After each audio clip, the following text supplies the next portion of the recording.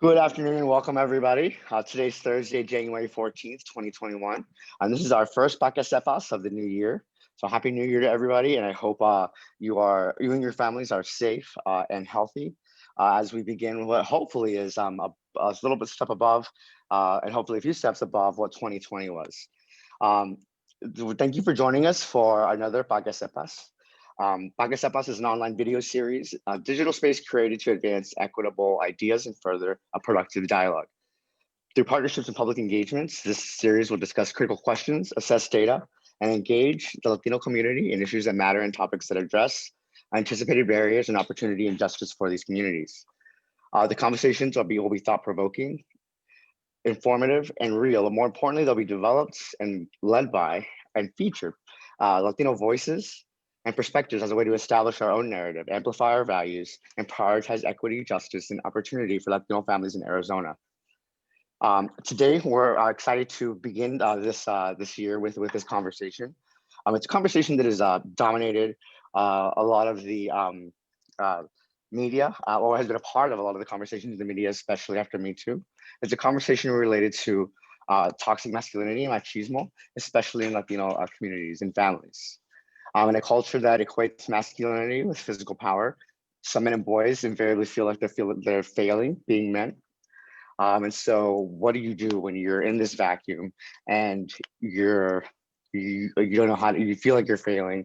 And so the reactions that occur next are often negative and have adverse effects on the family and communities that these men belong to.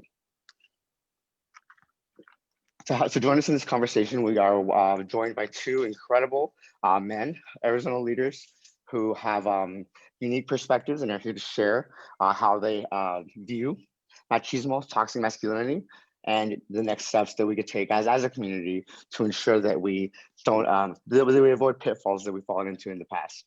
So let's introduce our two guests, Hector. Hey, how you doing? My name's Hector. And then you want to introduce ourselves or? Yes, if you don't mind, just your name, where you're from, what you do, any other tidbits about yourself.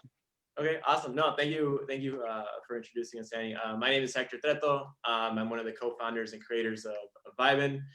I was born alongside the border, born in Nogales, Sonora, Mexico, but grew up all my life in Nogales, Arizona, until I moved up to Tucson to go to school at the U of A. And over the years, I had come to meet one of my best friends, who's also on here with me, Paul. I consider him my brother. And we started a company about 4.5 years ago, Vib'n, which we started with the intention to help and give back. But I'll pass the mic over to Paul. Thanks, Hector, and welcome. Paul? Hi, so good afternoon to everybody. So like Hector mentioned, same, born and raised in Nogales, Sonora, right there on the border. Went to school all my life in Mexico. I've been here in the States for 19 years, married with 2 kids, and then been in this journey for the last 4 years as with Hector as a business, but our friendship goes way beyond that. And grateful to be here and grateful for the opportunity. Well, we're excited to speak to both of you. I'm really happy that this worked out the way it did. I think that as I've mentioned to you both, there was a way that I'd framed this conversation and things that I wanted to hit, and then things that would have been like ideal. And I feel like one, it's rare to have a conversation with just three Mexican men, or just a group of Mexican men talking about things like feelings or emotions or expressing yourself. But two, for a partnership like you have in a business where you are not only successful, but addressing some of these issues like head on, I think is we scored by just having you as a part of this conversation. And I'm looking forward to digging a little deeper with you all. But I wanted to start just by kind of taking a step back and kind of framing what we're talking about today. I think that even as I was like looking into how folks are using some of these words, there are things that are assumed and heard, and then there are things that I think need to be unpackaged a little. So if you don't mind helping me do that, just the unpackaging of some of these words. And so words like toxic masculinity, or words like machismo or machista.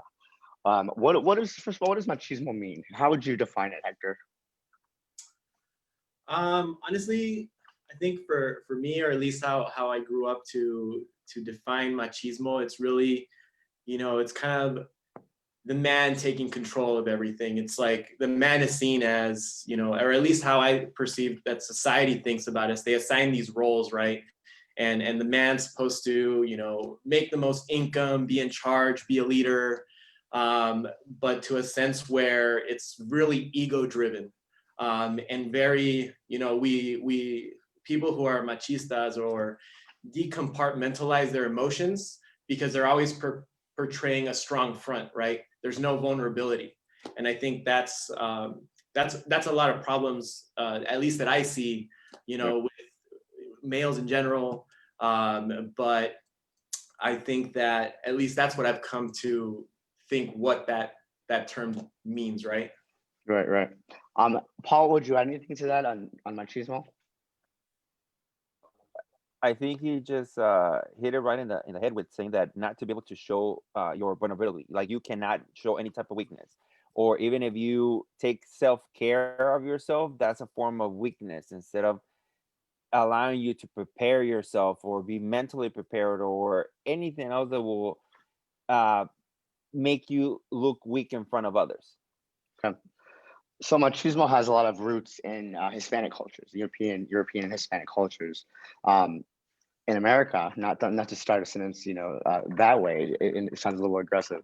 In America, but we more recently have heard the phrase toxic masculinity. How does it relate to machismo? Is it the same thing? Um, and is there any other characteristics you would add to the toxic masculinity phrase that aren't included necessarily in machismo? Paul, what do you think?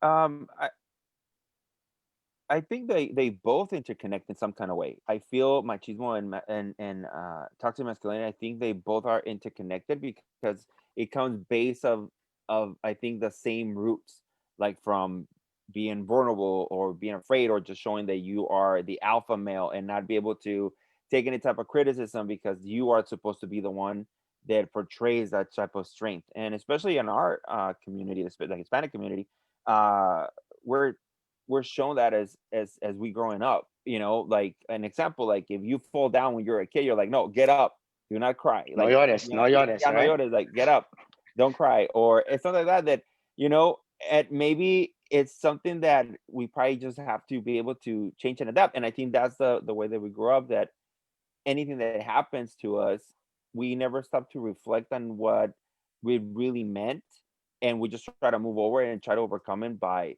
not showing weakness. Right. I was thinking yesterday, there's this story my family tells me, and I won't get into the details, but basically I went to the emergency room because I wouldn't stop crying. And somehow, by the grace of God, I avoided the nickname El Chillon, because there's a Chillon in every family, right? Right. And I don't, and I was that guy, but I wasn't called that necessarily. But I was thinking of just some of the like things that maybe had happened and that you very quickly put to the side and move on. And so when how Hector, like how do we ultimately as youth, as transitioning into teens, going into adulthood, what ways are do we end up coping? How do we cope? Oh man, I think that's a difficult one because I mean, at least from a personal experience, I never knew how to communicate, what I was going through, or I felt that I could never ask for help growing up. So I felt like it was really difficult to kind of talk about those things, or at least like how to deal with those things growing up. You just didn't deal with them. You kind of pushed them aside.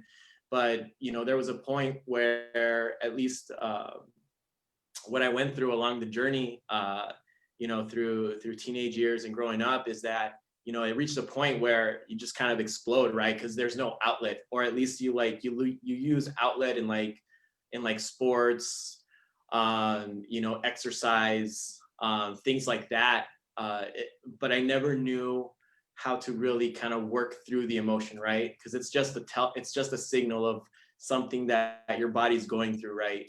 No matter what it is you're feeling. But I didn't learn how to deal with that until much later.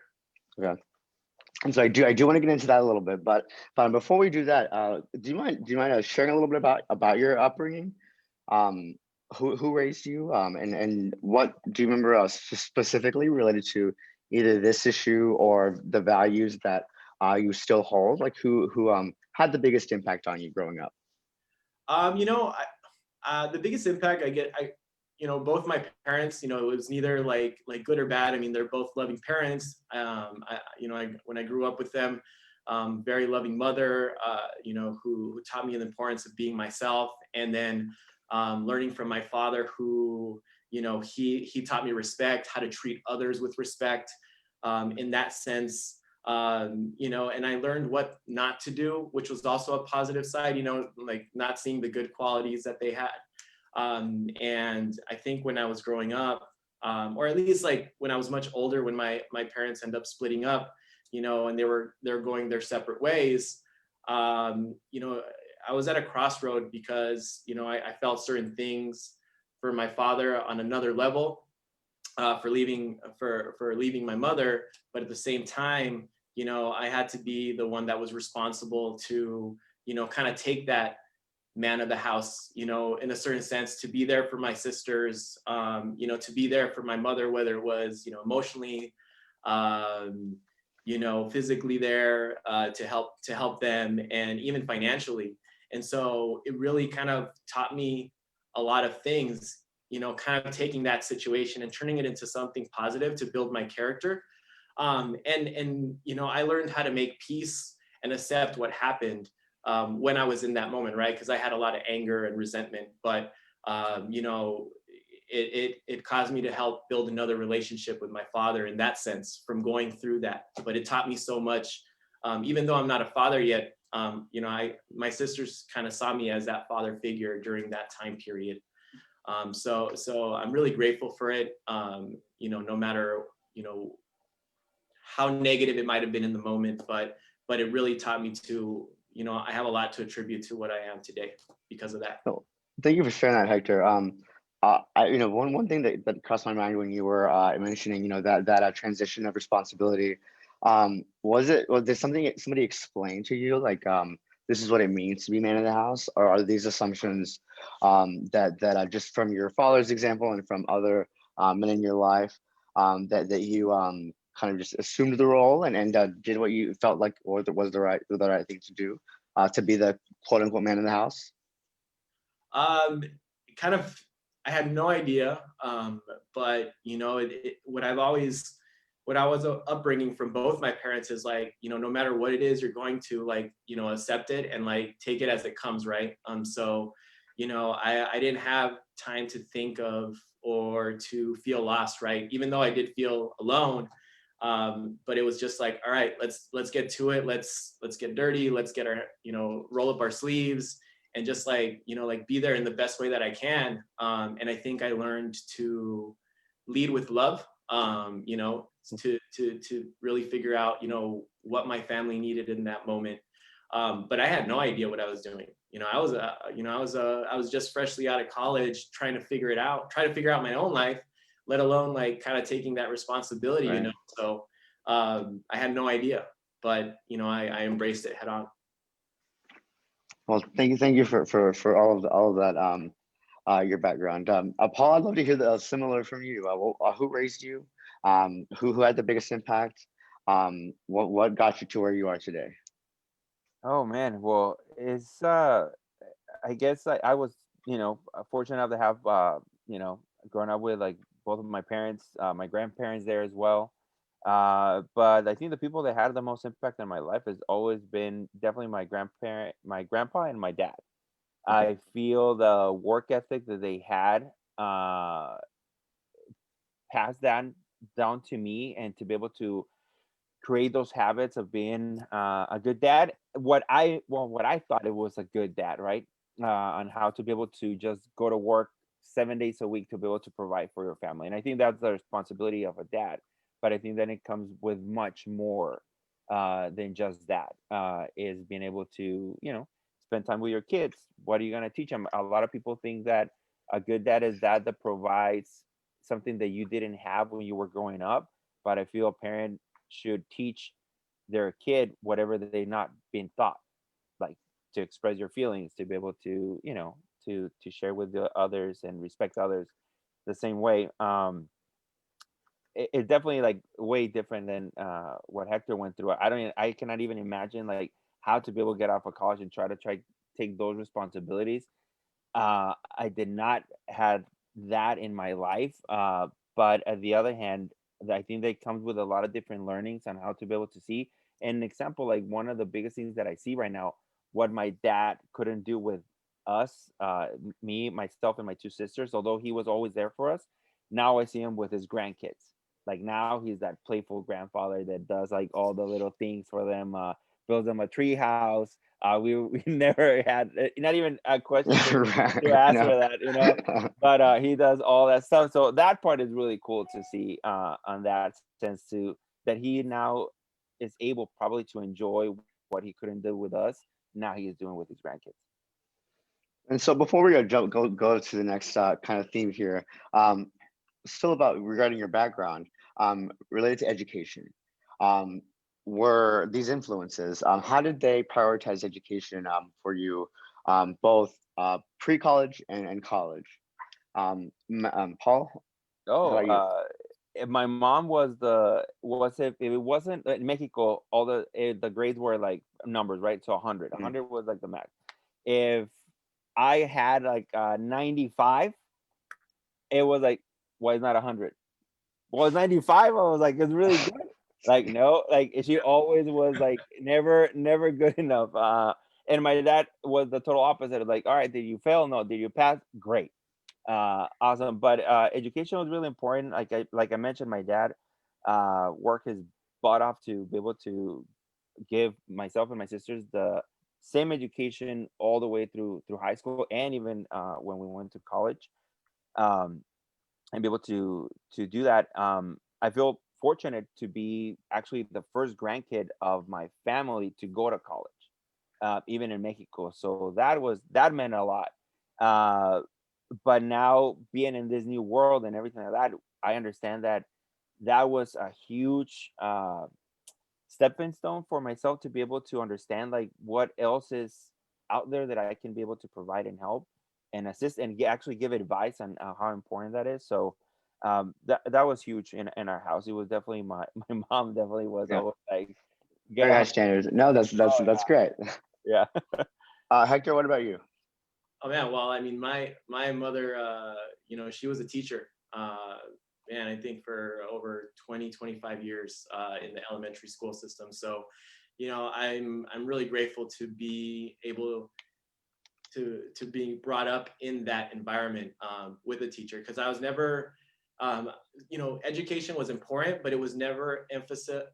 Like I never had to do or be forced to go a certain direction, right? I was allowed to kind of explore and be creative and kind of figure myself out in that sense, on what my interests were, what my passions were. So I really attribute a lot to, my mother being a teacher and allowing me to explore that.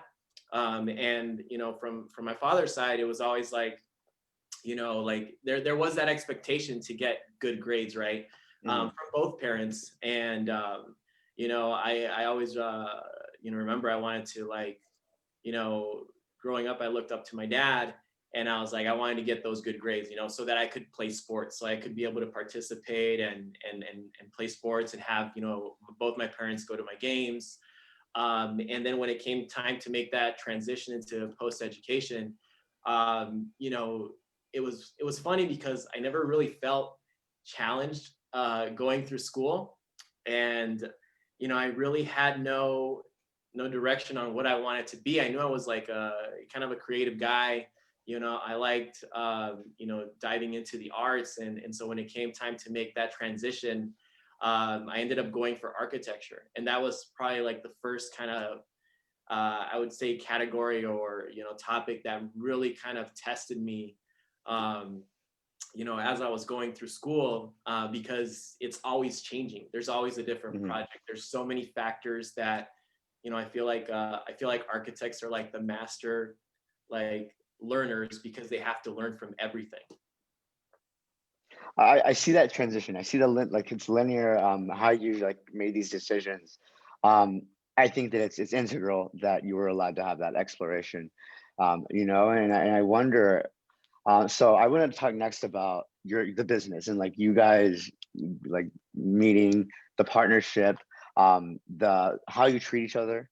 Um, but I also want us to talk a little bit about those like were there forks in the road where you were maybe um, steering in a different direction ahead of like you're forming your business.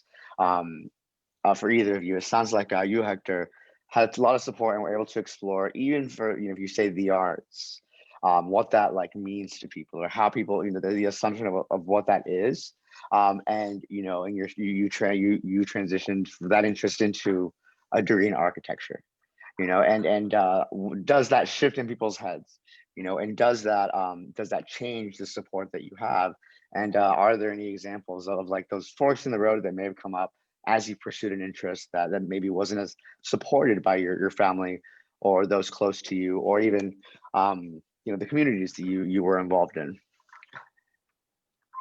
Oh man, I mean, going through I mean, there forks in the roads. There are many.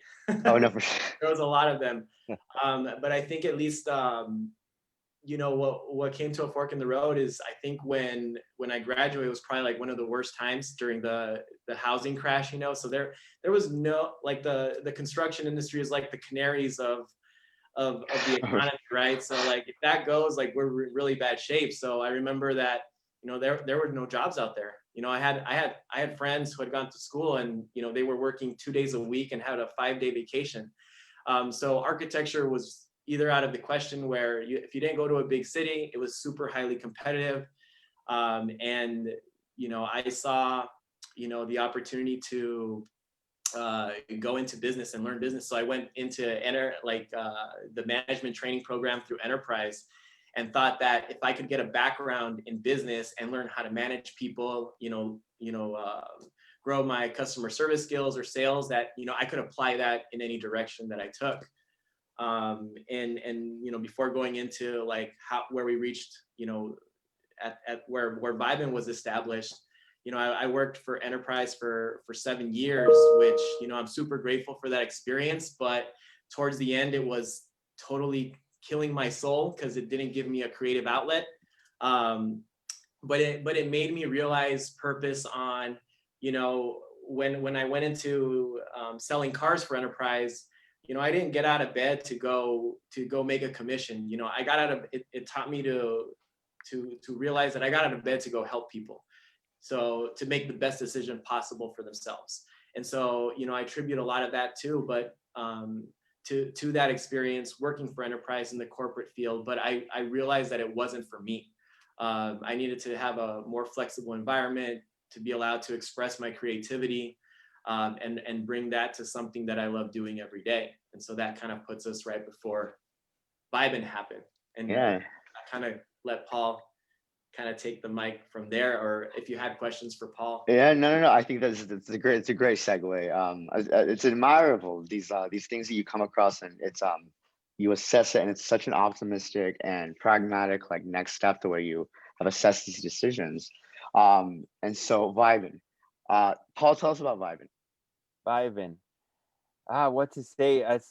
Is honestly the best thing that has happened, uh, personally, and for us to be able to have this friendship and be able to develop a business out of it, and for almost 5 years going at it, it's been amazing to see how it's changed and how we have changed and grow with it. Vib'n started as a passion project, you can call it a social movement. We started putting positive quotes, our thoughts into a picture and put it out on social media. And we thought that if you read one of our quotes or a message, like you have a better day, like from saying thank you, open a door, a small thing, and that created a chain reaction. Okay. From there, we're like, well, a quote can do so much. And then we started volunteering. We actually wanted to see something that we can actually physically do to be able to support. And when we started doing that, that's when everything really started to change, because we were actually seeing the impact that we were doing. Besides just putting our messages out there, we were actually putting our quotes into action. How we like to how to say it.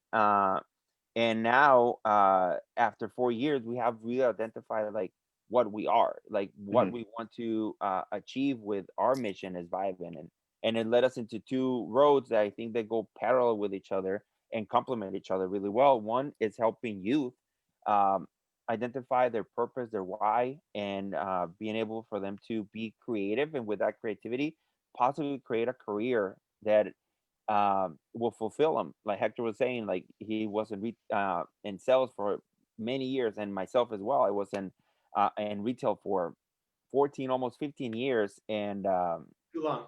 yeah, too long. It was great because I learned a lot, and actually working on retail identified what my strength was, and it was people. Being able to invest myself into people and help them achieve their goals. That, even though I didn't get anything from it monetarily, but emotionally, I felt that I was actually doing something better for somebody else. So that really fulfilled me, and I think incorporated what Hector's personal growth and my concept of be able to help as well and complemented both each other. That's when Vib'n actually came to fruition, and we've been focusing on that ever since, to be able to provide uh, I guess like a new path on how to be able to be creative, but at the same time be able to create something that is gonna be able to fulfill you, not only monetarily but emotionally, spiritually, that you feel that you have found your passion. It's incredible. It's a lot of what especially our communities are without, and maybe sometimes it's not even welcome as the way that it should be. And so I immediately go to memes that say like live, laugh, love, and the person behind it is a well-meaning mother, and two Mexican men with this vision for positivity and growing emotional intelligence and affirming people. Um, was it successful immediately? What was the welcome like from the communities that you were serving? Well, I think it was. I kind of want to dial it back a little bit for the audience because I know, Paul, you were a little vague when we started, but when Vib'n started, it was we didn't have any clue of what direction we were heading. We know we had something, we know it was helping, but we didn't know how to kind of transform that into like a business opportunity, right? And so when we were seeing which store was open, it was literally like trying to collaborate with organizations that aligned with our values, right? That were about empowering the community, empowering those minds, shaping those ideas, and taking action, like, organizations, whether they were, helping out entrepreneurs or organizations or nonprofits that had an emphasis on helping youth or children. And so those are kind of the collaborations that we had growing up. But we had no direction. We didn't have any experience yet, just like the strengths that we had built from our journey, right? Because there's no linear journey. Um, and what we realized is that, how Paul said, was our niche in the entrepreneurship community. Our ability to speak two languages, to be able to help entrepreneurs who spoke English and entrepreneurs that spoke Spanish, as well as the same for for teaching these character development and leadership skills to youth. And so that was kind of the biggest thing that gave us direction, right? These two pillars to be able to help our communities and make an impact, which has brought us here today. Um, just to give a little background for the audience.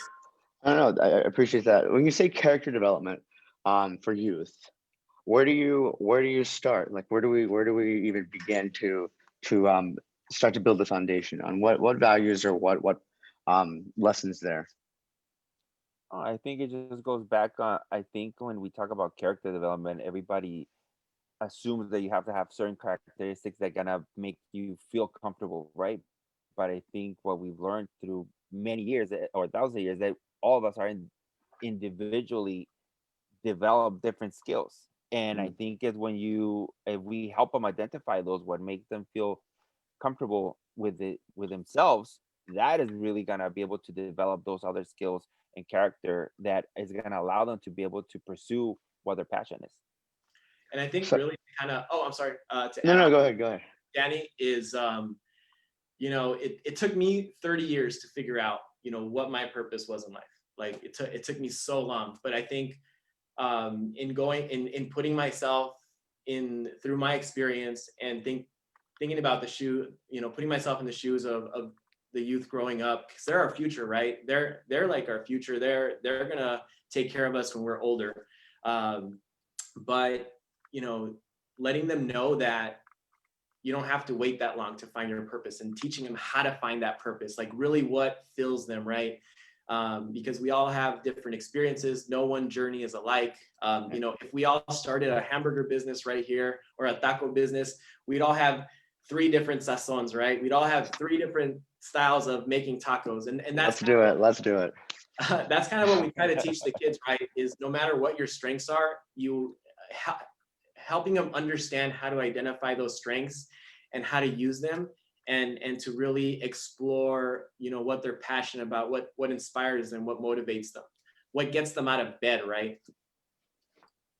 So in your experiences with these youth, especially the Latino youth that you work with, in your experience, have you found that they've received guidance on this previously, or is it really starting from a level 1 in a sense of like teaching and instilling these values that have carried your organization?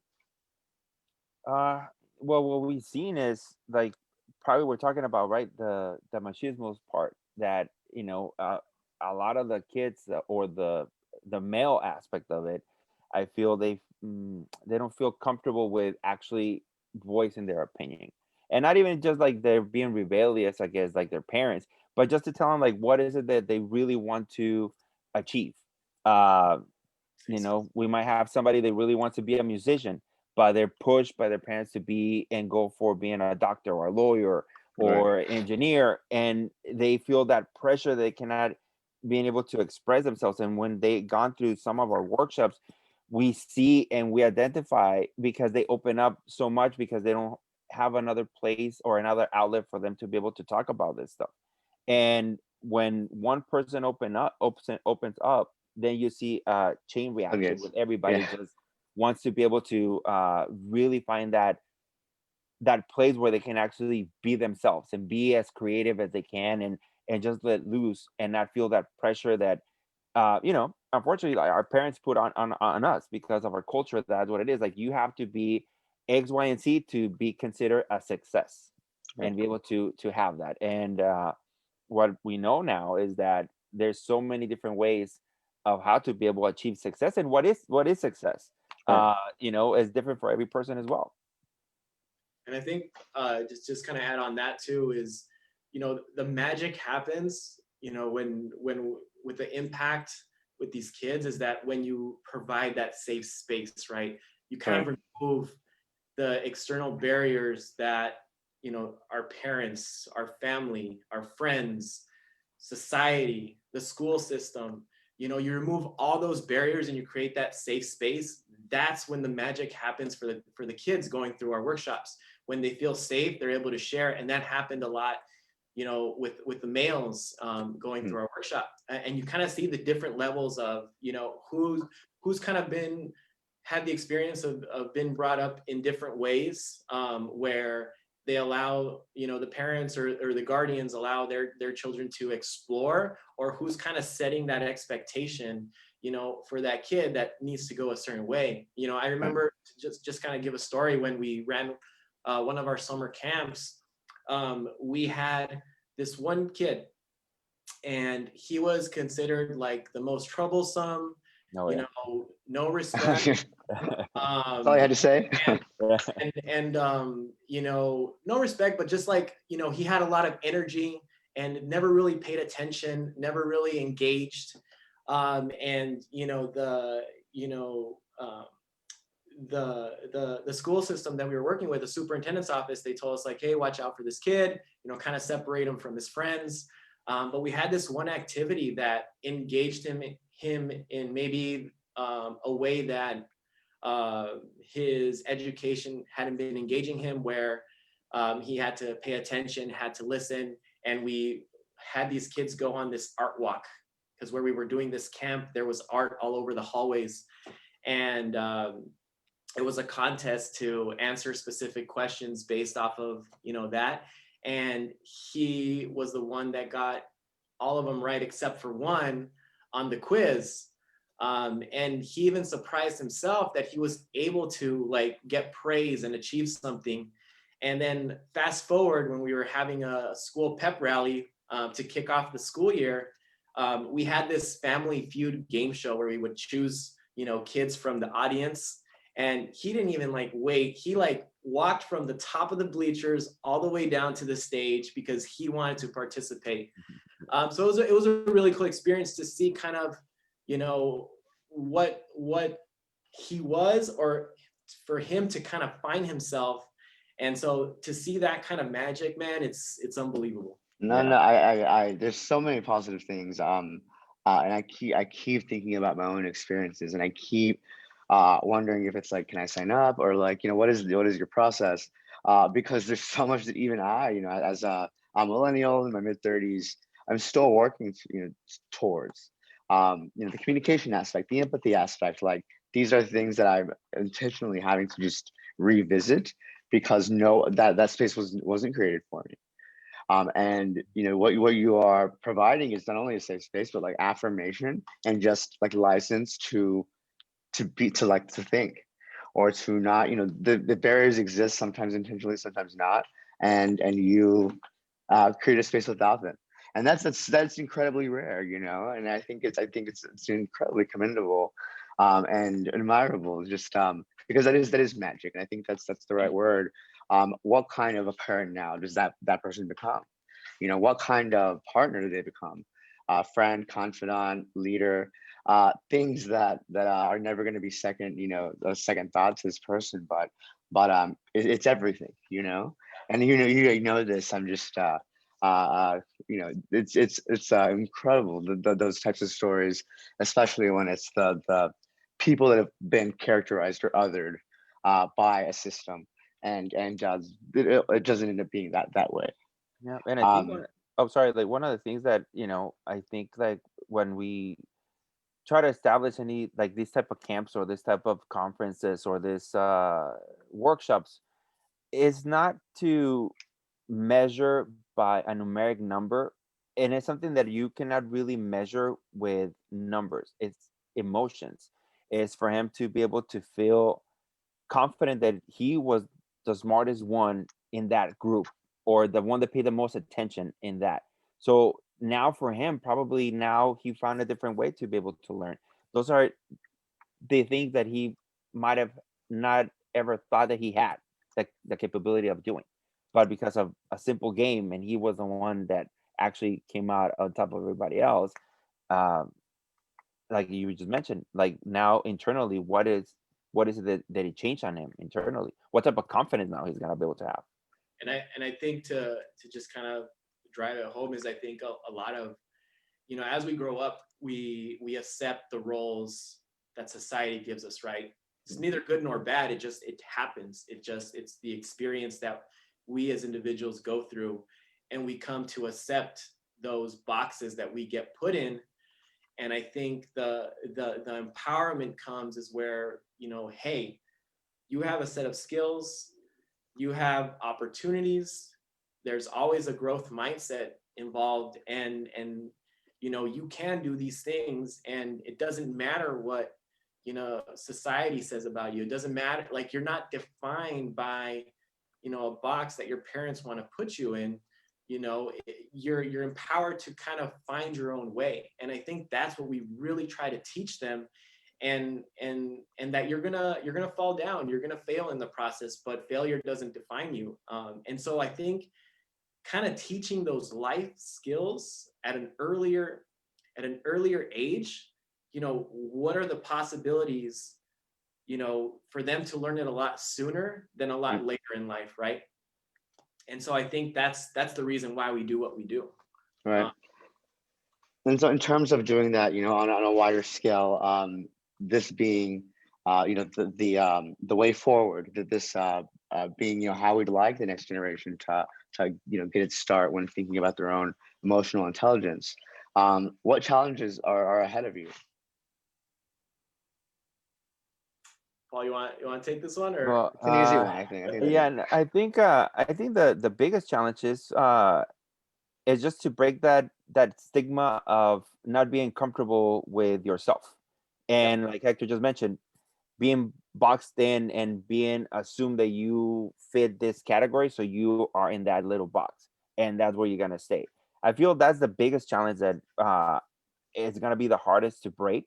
But if we continue to create those spaces where everybody can feel comfortable and really identify on what you want to achieve and how is it that you want to explore the world and be able to be that creative, and if you find between doing that your passion and what you do it, like, now what do you do with that skill? How Mm, can you amplify that and turn it into your life's work or your passion, or the means for you to be able to sustain yourself, your family? mm.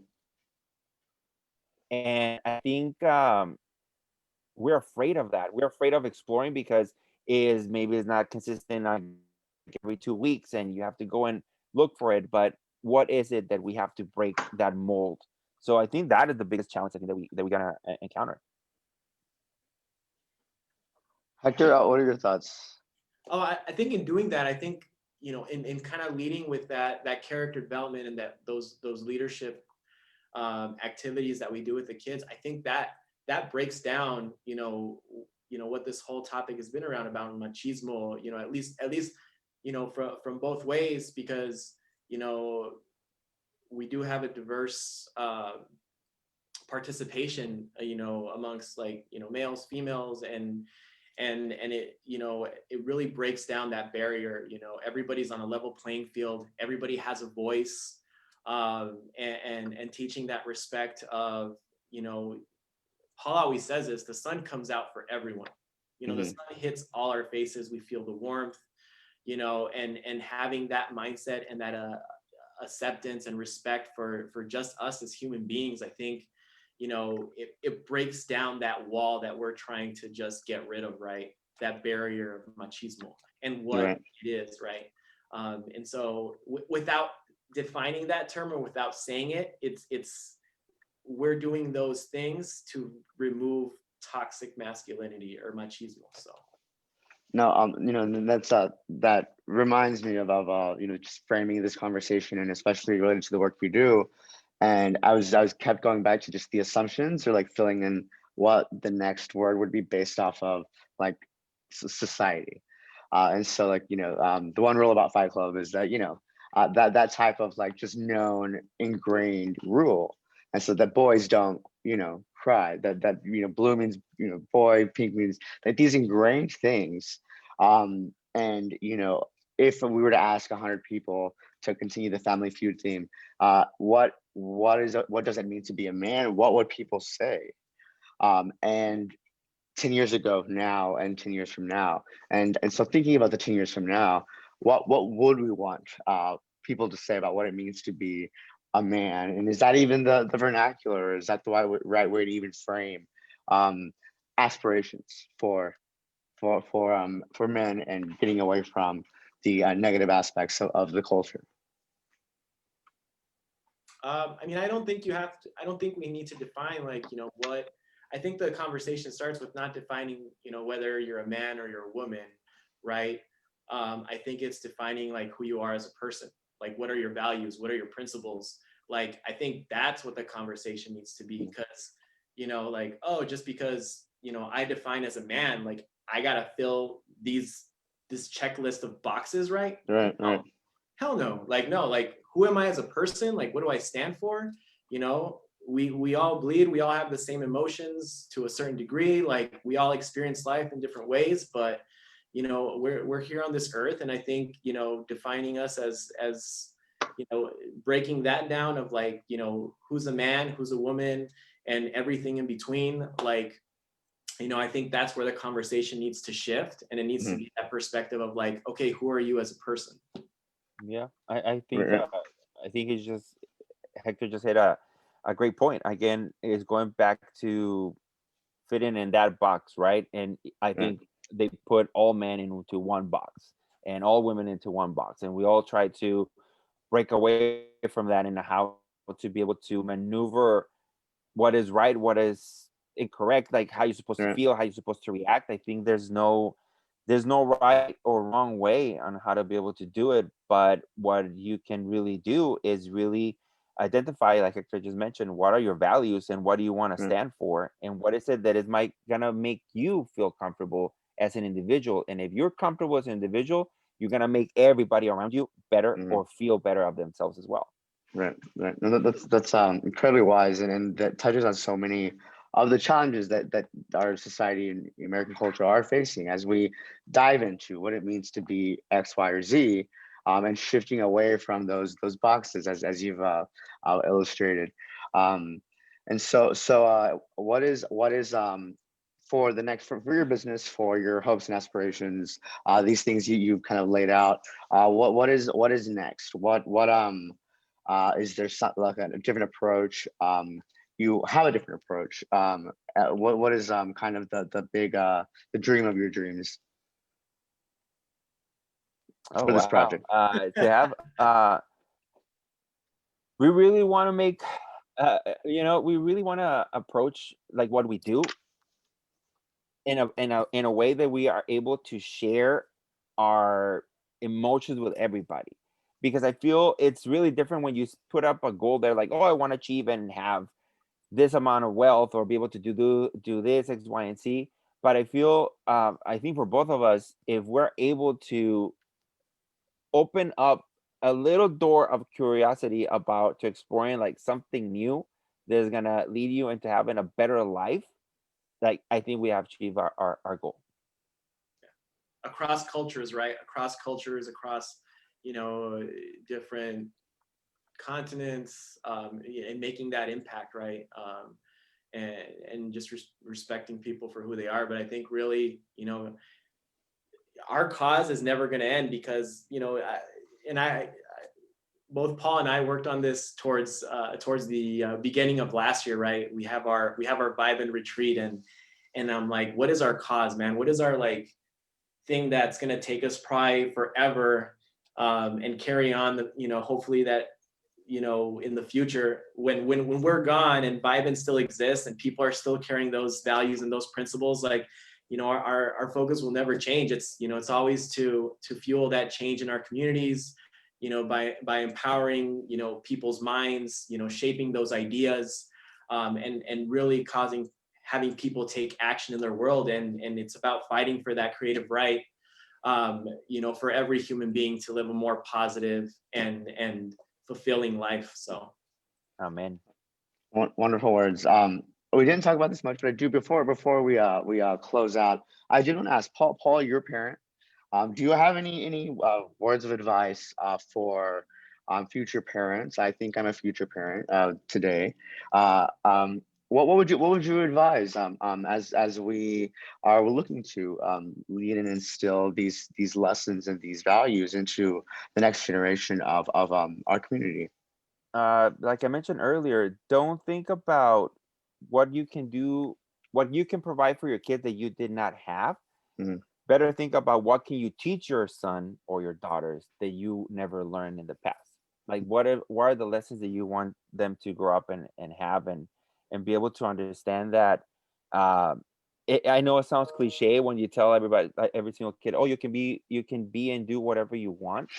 But I really believe that if you continue to share that with your kids and be able to understand they can feel comfortable being themselves and not being judged, then we've done a great job as a parent.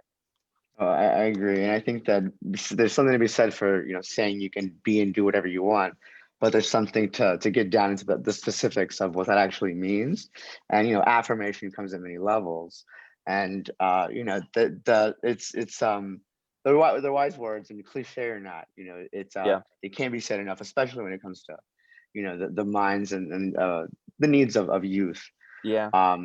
So no, awesome stuff, guys. I really this is hope for that there will be better communities and that have these values that have been um instilled from the onslaught. So thank you for sharing the story of Vibin and your own personal stories, in hopes of a better communities and better uh environments for our youth to grow and to be their full selves. But as we close out, we do have a tradition on Que Sepas. We always ask the panelists to share their thoughts on these pressing and important questions. We ask about first the cultural icon on a loteria card. Imagine that All in Ed is updating the infamous loteria card icons and has asked you to submit a suggestion for consideration. Who or what is a Latinx cultural icon you would suggest and why? Who wants to go first? Go ahead, Hector. All right. So I thought about an object. It's the piñata, the Okay. burro piñata. I think you can kind of see it up here. It's my piggy bank. Oh yeah. But it's like all the different colors, right? Yeah. So it's Nice. a burro, like, you know, it's everybody knows what a piñata is, right? It's part of the party. It's part of celebration and all the different colors. I mean, that kind of, you know, Mexico brings color to the world. So I thought of the piñata. Love it. That's awesome. Paul, what about you? I thought about actually as an object as well that I played when I was growing up, las canicas. That's something so simple, playing marbles when you were a kid. It was so entertaining, so satisfying, and it's something that brings a lot of joy. And with that, something being so simple can make you so happy. Instead of pursuing bigger things, just focus on the things that you have in front of you and enjoy them. This feels very personal now, and I'm writing this down because I do. These are important lessons, no matter what age. So the last question we have is La Chancla. This is just to close things out on whatever note, however you're feeling today in this moment. If you could throw or cancel, or if you could throw La Chancla or cancel something right here, right now, what would it be and why? You don't have to say why, but what would it be? And so people have thrown the chancla at everything from the weather to, you know, the coronavirus lots of times, to perhaps leadership in this country. What are your additions? I would throw la chancla to fear, a fear of being ourselves, of just understanding that you have a lot of power within you to be yourself, and lose that fear, and then everything else is going to be much clearer. Awesome. That is a really good one. Yeah. I honestly, it took me a while to think about this because of a lot of events have been, you know, happening around the world, you know, what we've been stuck in for the last year. But if I could throw the chancla at anything, it's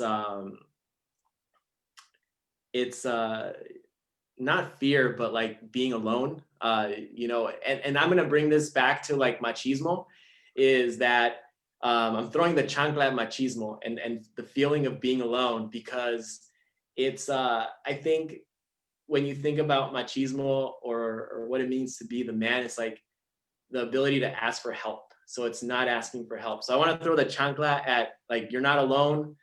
You don't have to be a machista, and it's like, it's okay to ask for help. Yep.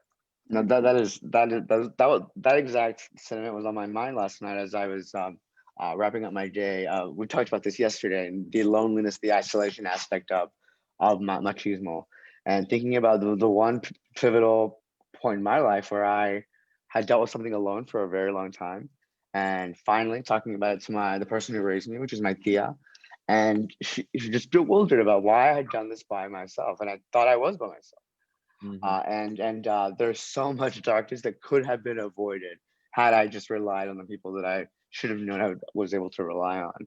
And so that one's very, very real to me. And so I'll also throw a chunk out there as well. Thank you for this conversation. Thank you for this wisdom. A lot of things that you know, even provided me just even yesterday some moments of reflection. So I appreciate your time, and I appreciate both of you being a part of this.